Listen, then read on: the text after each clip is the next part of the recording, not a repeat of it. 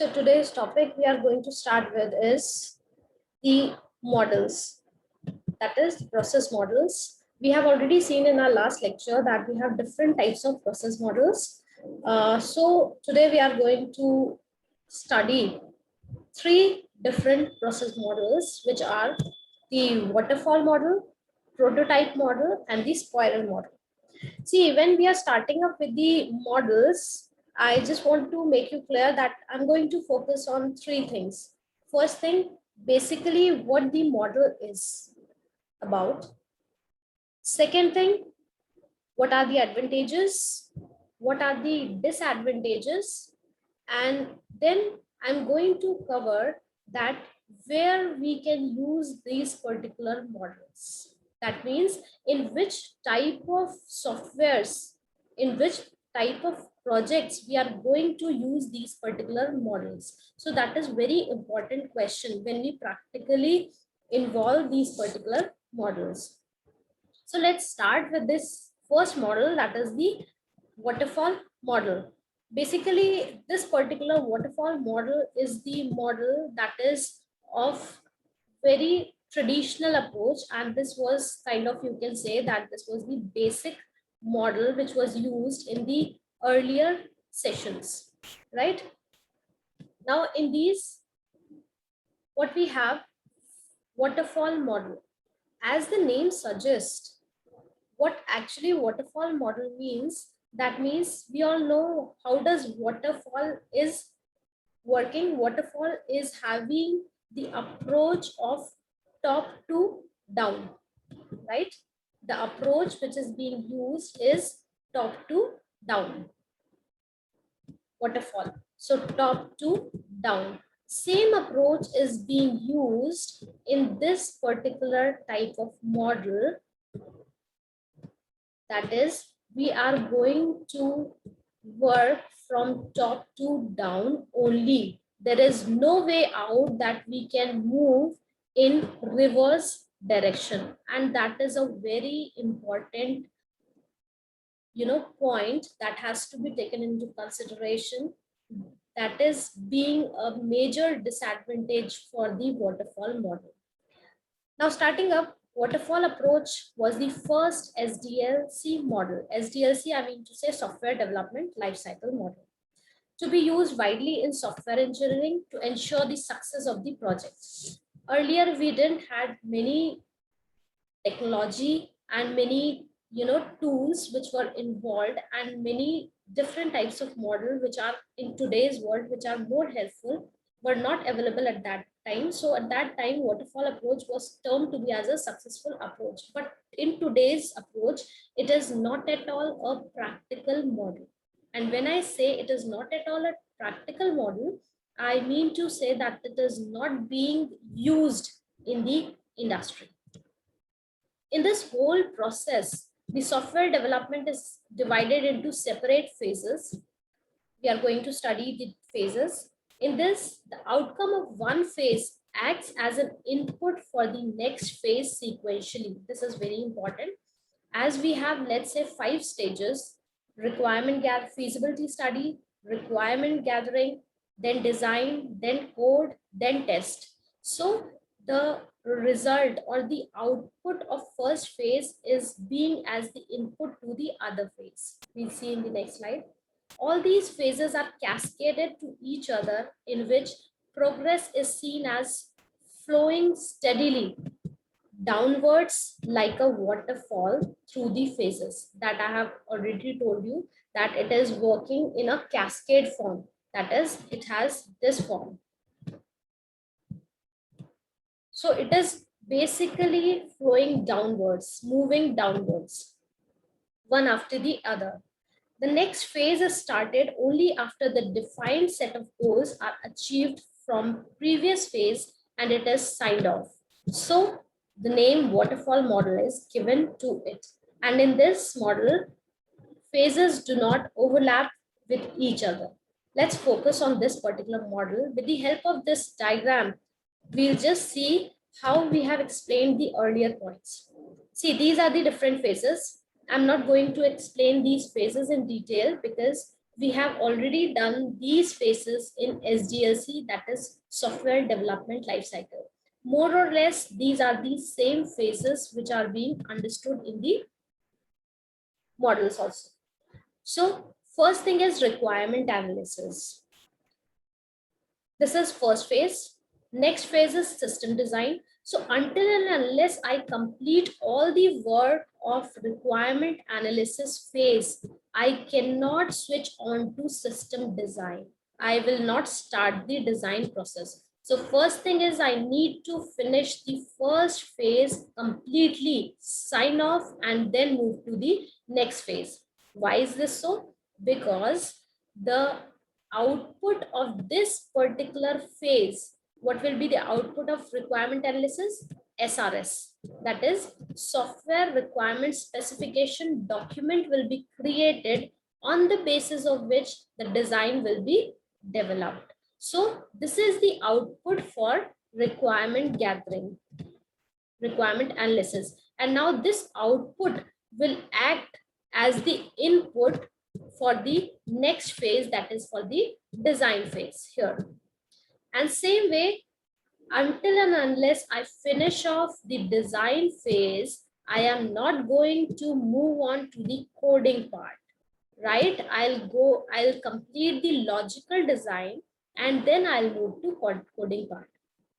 So the output of the design phase, maybe the ER diagram, maybe the DFT, maybe the use case, right? Use cases that we have, class diagram, or that will be depending on the project, what diagrams we are using. So those particular designs are the output for system design, and it is going to act as an input for coding part, right?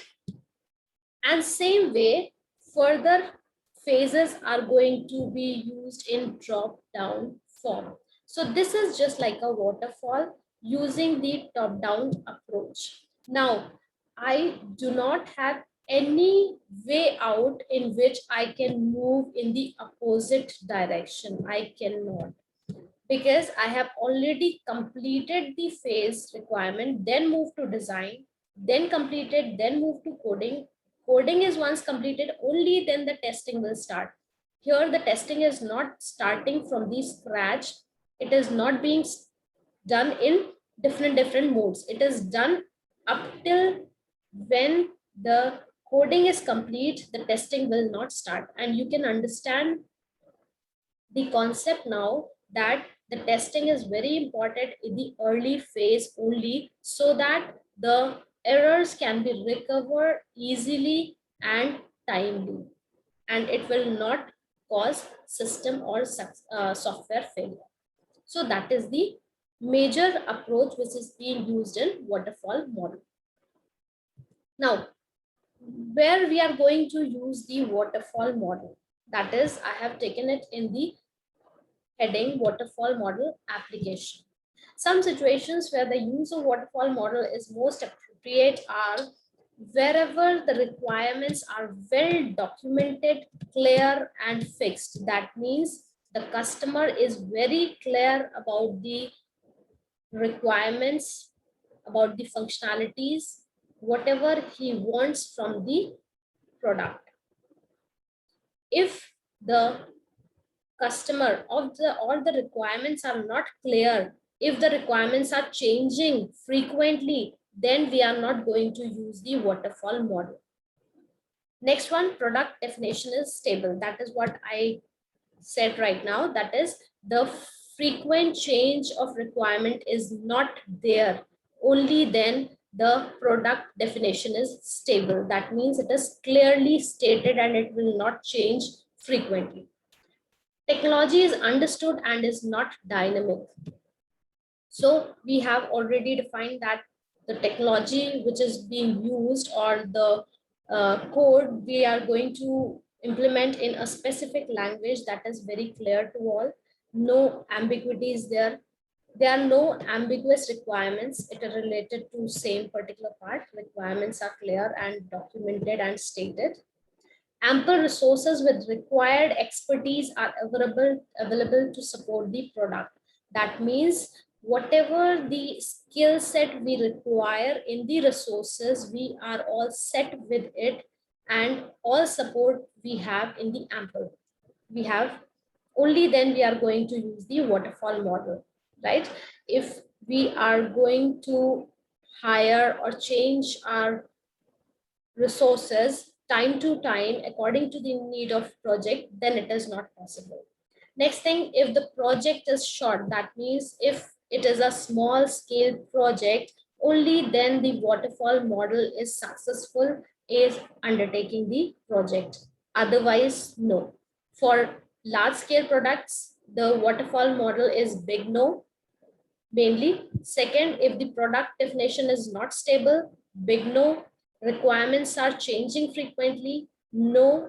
And resources are not available in expertise, then we are not going to use this particular model. So these are the applications. Now moving on to advantages. What are the advantages of waterfall model?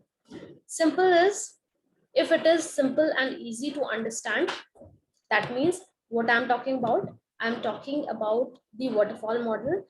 It is very easy to use this particular model. There is no complexity involved and there is no expertise involved, or no further training is needed for the software development team who are involved in this process. Easy to manage due to the rigidity of the model. Each phase has specific deliverables and review process. That means the model is using a rigid formula, and that is why it is easy to manage, because each specific has its own deliverables, that means outputs, and review process, testing process. Phases are processed and completed one at a time. We have already seen, until and unless we sign off from one phase, we are not going to move to another phase. So it is very easy. Works well for smaller projects, already I have told you, where requirements are very well understood. Clearly defined stages. Stages are very clear. Well understood milestones. When I say milestones, I mean to say the deadlines, the output which are need to be delivered. Those are very clear. Easy to arrange tasks. That means the tasks are easily arranged in this process, and results are well documented. Here, the main advantage is whatever the result we are getting and whatever the process we are using are well documented in this model. Next, we have the disadvantages. Now, talking about the disadvantage, the main disadvantage of this particular waterfall model is there is no point of reflection or revision. That means you cannot go back to the previous stage until you finish off the complete project.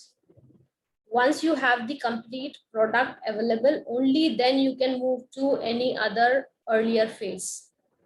In between, no. So that is a major drawback for waterfall model, and that is why we do not use it for projects which are of large scale. No working software is produced until late during the life cycle. That means the complete software is available only when the life cycle is complete. In middle, you cannot define or you cannot estimate what the software will be like. High amounts of risk and uncertainty. Risk and uncertainty is involved in high amount. Not a good model for complex and object-oriented projects. Object-oriented projects and complex projects are not done with the help of these particular models, because object-oriented concept is used as the reusable models, and it needed the testing of the different phases in the earlier stages.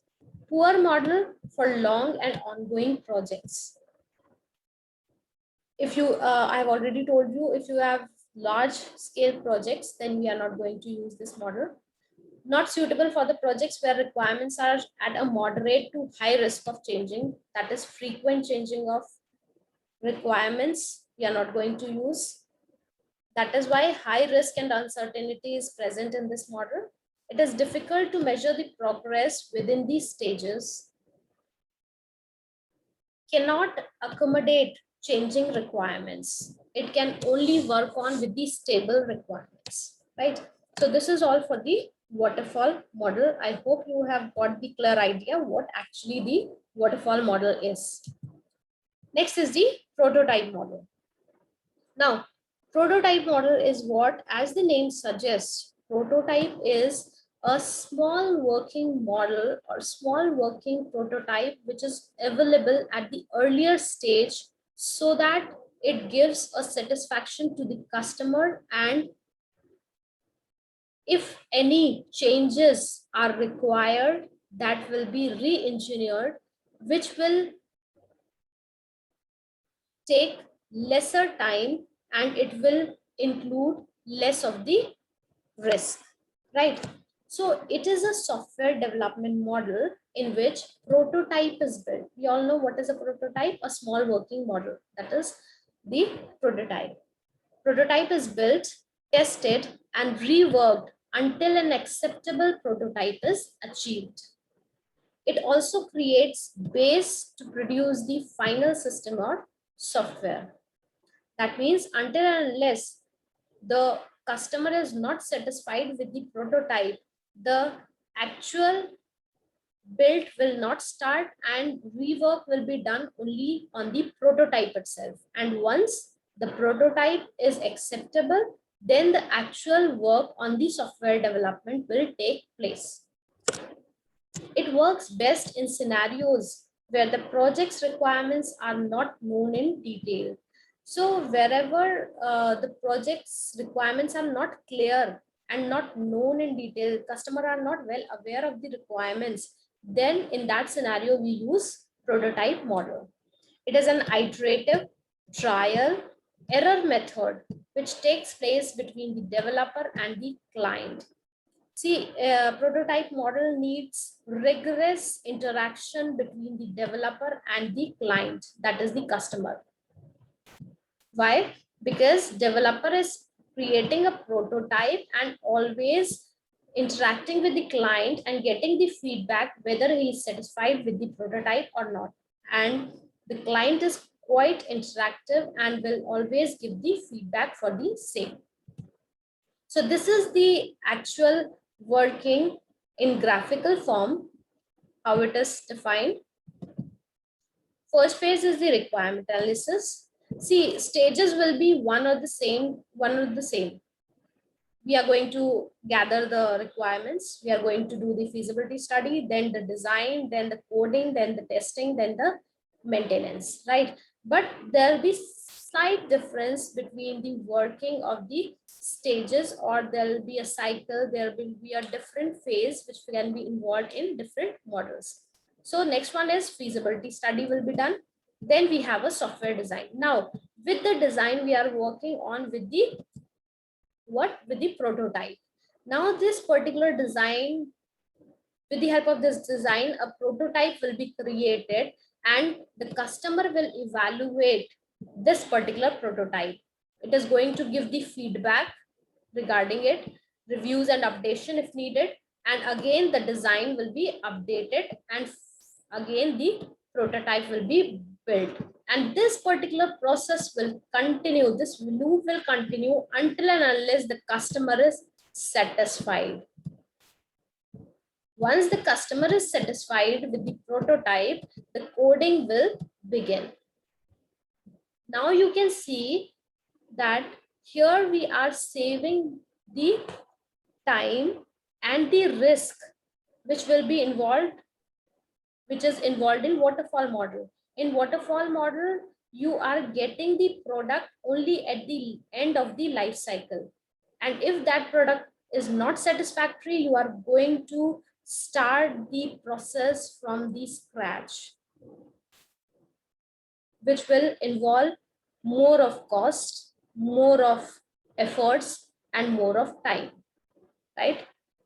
Here you can save all these things. Maybe it will involve more of little bit of cost, but according or compared to the risk, it will be better. So this is how the prototype model works. Now, what are the advantages of prototype model? it reduces the risk of incorrect user requirement. Obviously, it will reduce the risk of incorrect user requirement. How it will reduce? Because we have already prepared a prototype and only then we are starting the coding part when the customer is satisfied. So there is no point of incorrectness in user requirement. Good, it is good where requirements are changing and uncommitted. So wherever the requirements are frequently changing, we are going to use this particular model, and it is good. Regular visible process aids management. The process is completely visible to the customer. Support early product marketing. Reduce maintenance cost, right? It will reduce the maintenance cost because maintenance cost is more when the software is incorrect or the user requirements are incorrect or it is not functioning properly, right? But this point is already taken care of in the earlier stage, so maintenance cost will be reduced. It can be a possibility that development cost will little bit higher. Errors can be detected at much earlier stages, right? So these are the advantages. Now, what are the disadvantages of this prototype model? The disadvantages of prototype model are an unstable, badly implemented prototype often becomes a final product. Sometimes the customer is not himself clear about its requirements. So at that time, the final product is defined on the basis of prototype, which is not properly implemented. Next, it requires extensive customer collaboration. Obviously, I told you that the customer and developer will be highly interacting with each other. If this collaboration is not present, we cannot build a better prototype. Difficult to know how long the project will last because it is going to figure out that particular point. Easy to fall back into the code and fix without proper requirement analysis, design, customer evaluation, and feedback. So we are going to start up with the code only when the customer is defining the prototype as right one. Prototyping tools are expensive. The tools which we are using in the prototype are expensive, and that is why I told you the maintenance cost is lower, but the development cost is higher, little bit higher in this prototype model. Special tools and techniques are required to build the prototype. So that is again increasing the development cost. It is time consuming process because again and again we are changing the prototype according to the customer, right? So this is for the prototype model. Next, we are going to talk about the spiral model. Now, see, spiral model is one of the favorite models when we talk about risk handling. That means in no other model, prototype model also helps in handling the risk, but it is not that successful. Spiral model is more successful and provides more support for risk handling. Right? In its diagrammatic representation, it looks like a spiral with many loops. So we all know how the spiral looks like this. So this is the graphical format of spiral model. The exact number of loops of the spiral is unknown and can vary from project to project. We'll see in the graphical format and then I'll explain. Each loop of the spiral is called a phase of the software development process. So each spiral is going to be called as a phase of a spiral development model. See, this is the spiral model development or the spiral model which is used. Basically, it has divided into 4 phases. The first phase, the first quadrant, these are called or termed to be as quadrants. This is the first quadrant.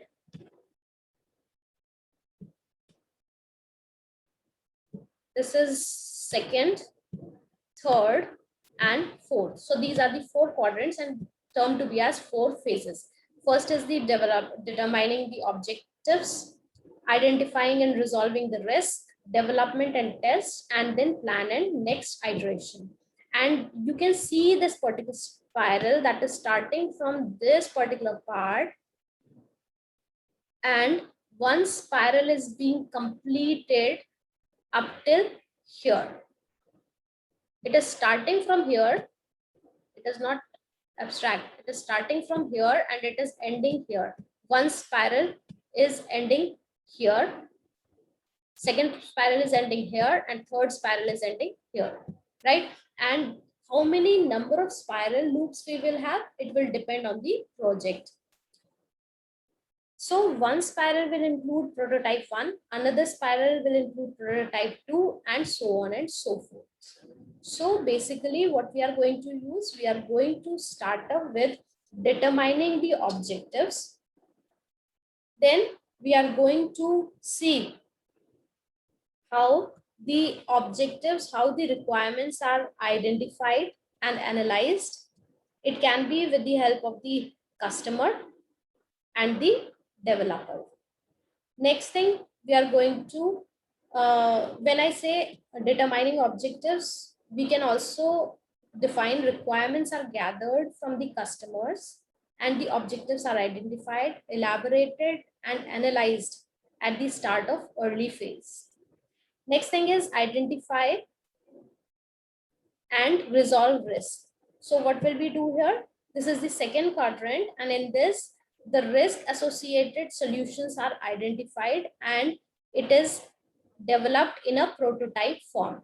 In the third phase, that is development and test, what we are going to use, we are going to verify the code with the help of the testing. So all these detailed design, code, integration, test, and implementation are being done in these particular phases.